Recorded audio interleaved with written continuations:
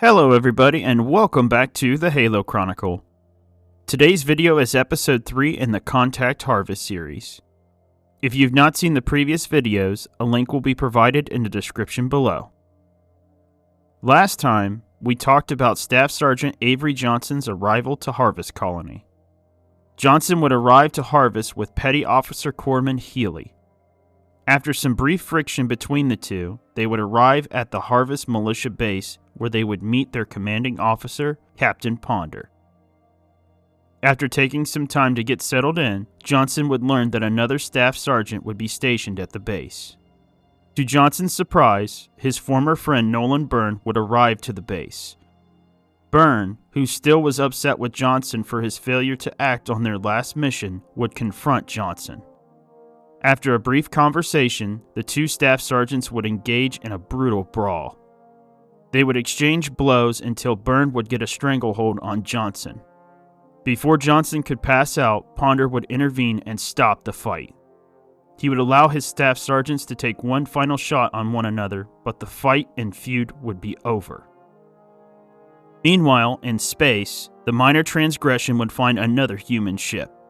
Just like before, the ship's captain, Churiar, would order her crew to disable the ship so that they could board and plunder it. This human ship would be different than the one they raided previously. It would be piloted by a human. The ship, this end up, would be attacked by the minor transgression.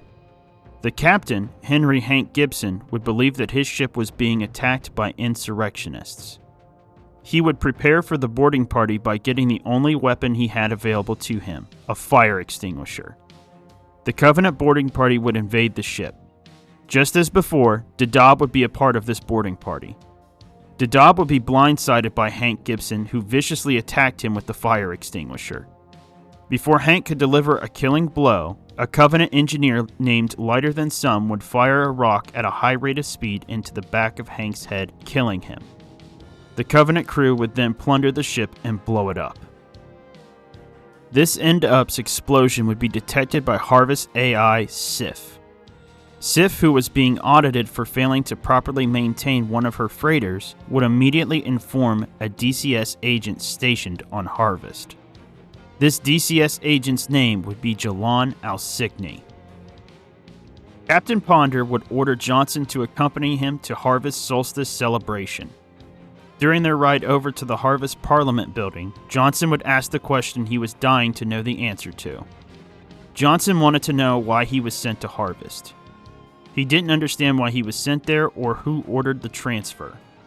Unfortunately, Ponder could not answer that question. Ponder and Johnson would arrive at the celebration.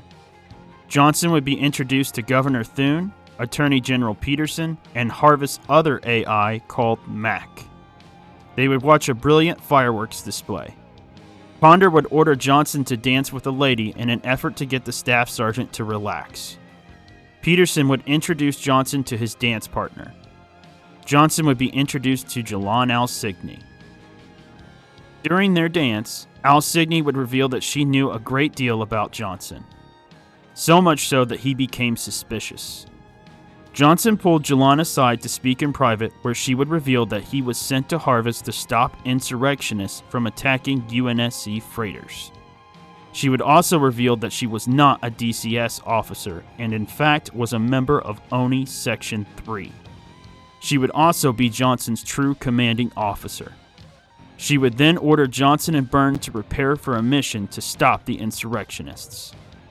That completes the recap of the last episode. Let's jump into today's video.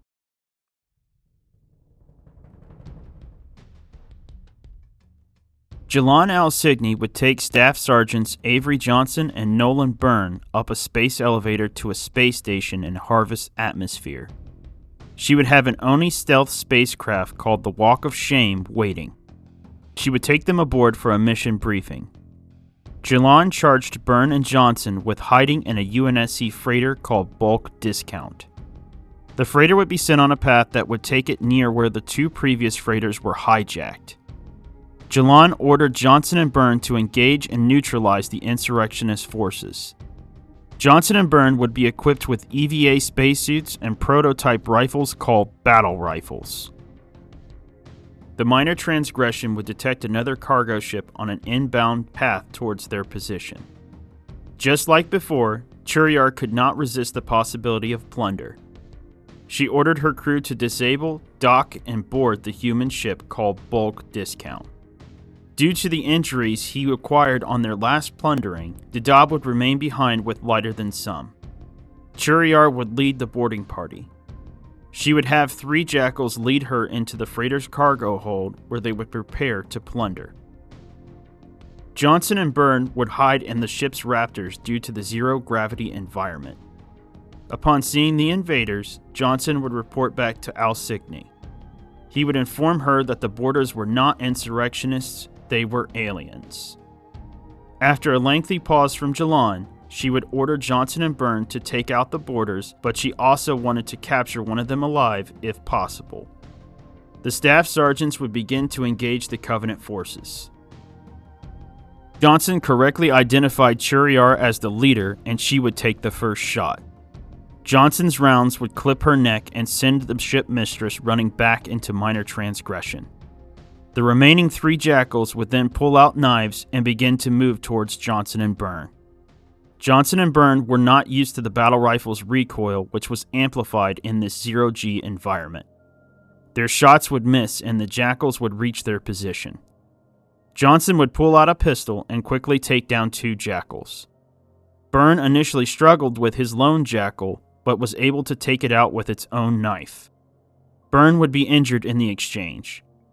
He would take a knife to the thigh.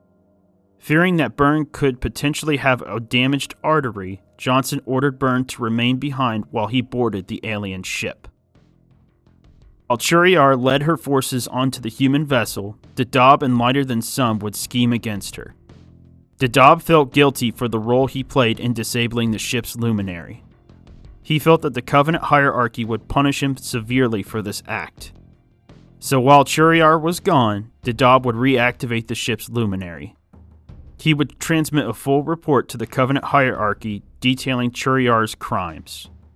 Dadaab would then gather up all of the ship's methane containers and board the ship's escape pod with Lighter Than Some.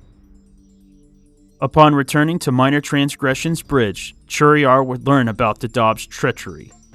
Before she could act, Johnson would clear the ship and reach her on the ship's bridge. After a short firefight, Johnson would hit Churiar with several rounds. Before Churiar would die, she would fire one last overcharged plasma pistol round at the ship's methane suite. She hoped to blow up the ship and kill all aboard. Seeing this, Johnson made his way out of the ship through its umbilical. Just as Johnson made his way out, Minor Transgression would explode. The shockwave of the explosion would push Johnson and knock him out.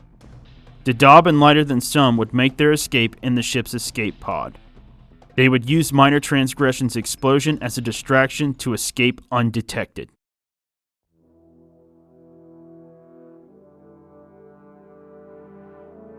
Dadaab's full report of the Forerunner relics detected on Harvest would reach a member of the Covenant hierarchy on High Charity. This member of the Covenant hierarchy would be known as the Vice Minister of Tranquility. Tranquility would be a member of a species called the Sanchayum. He was responsible for coordinating the Covenant's missionary and relic-searching vessels. Instead of reporting his findings to others in his chain of command, Tranquility sought the help of another minister he admired, known as the Minister of Fortitude. Tranquility sought to climb to the very top of the Covenant hierarchy and assume the role of High Prophet. In order to do so, he would have to make powerful friends. The Minister of Fortitude was a very powerful member of the Covenant leadership. He was responsible for the distribution of Forerunner relics to the different species that comprised the Covenant. He was also instrumental in re-establishing order after the Grunt Rebellion. Knowing that Fortitude had a high standing, Tranquility hoped to use his connections to ascend in the Covenant hierarchy. Fortitude would hold a meeting with Tranquility. Tranquility would report Minor Transgression's findings to Fortitude. The two would begin to formulate a plan to overthrow the current Covenant High Prophets and assume their role. Tranquility would secretly dispatch a warship to investigate Minor Transgression's findings and to seek any survivors. Fortitude had reservations about using a crew comprised of Sangeli, better known as elites. Honor would force the elites to divulge their findings to the current prophets. Tranquility would reveal that he harbored the same reservations, and the crew would not consist of elites. This would help Fortitude grow to trust Tranquility even more.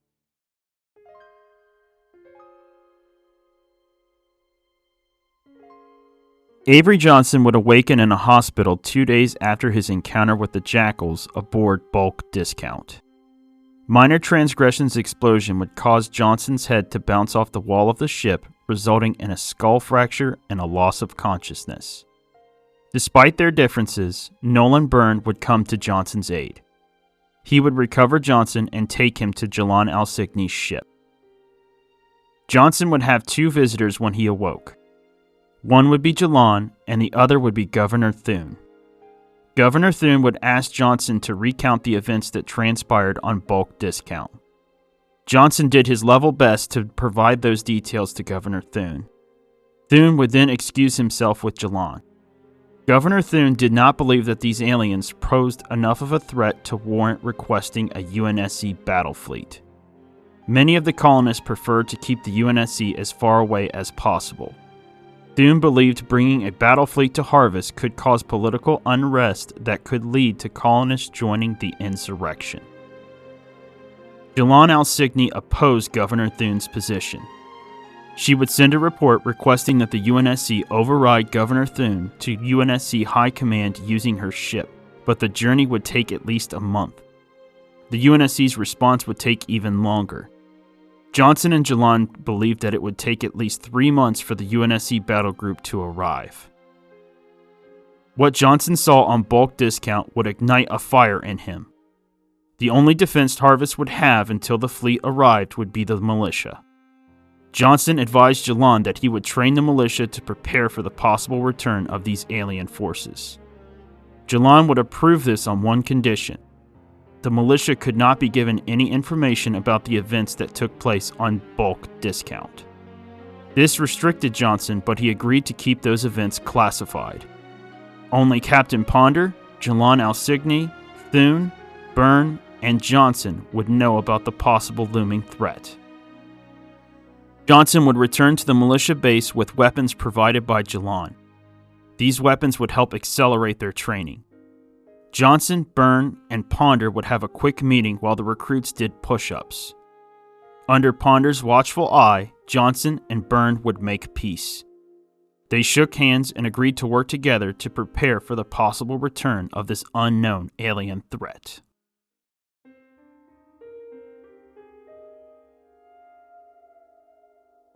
Dadab and Lighter Than Some would use their escape pod to jump to the location where the first UNSC freighter was destroyed. The escape pod would not be powerful enough to take them back to Covenant-controlled space. To make matters worse, Dadab had a very low supply of breathable methane. Dadab species, also known as the Ongoi, needed to be supplied breathable methane to survive. To supplement Dadab's methane tanks, Lighter Than Some would begin producing methane using one of its body's natural processes. This process would be extremely painful for Lighter Than Some and could not be sustained for very long.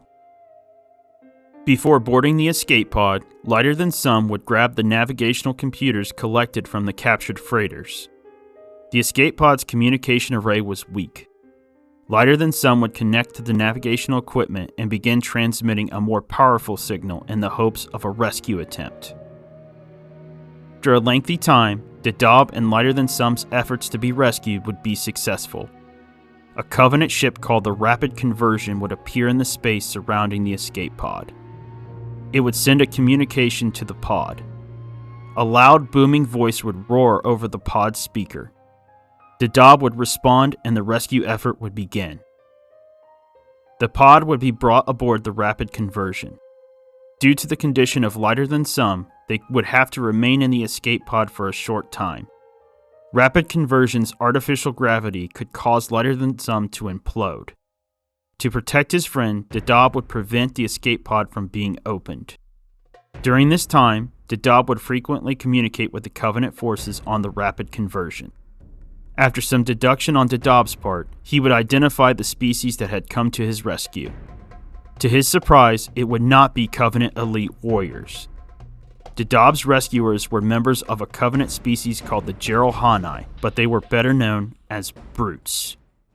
That will conclude today's chapter of the story, but before I close things out, let's talk about some interesting bits of lore tied to today's video. One of the members of Harvest Militia was Wallace A. Jenkins. Jenkins would become a mainstay on Johnson's team and would even follow him to Alpha Halo. It would be Jenkins' mission recorder that the Master Chief would find on Alpha Halo while investigating the disappearance of Captain Keyes. Jenkins would be attacked and taken over by a Flood pod infector, but due to the age of the infector, it would not take full control of Jenkins.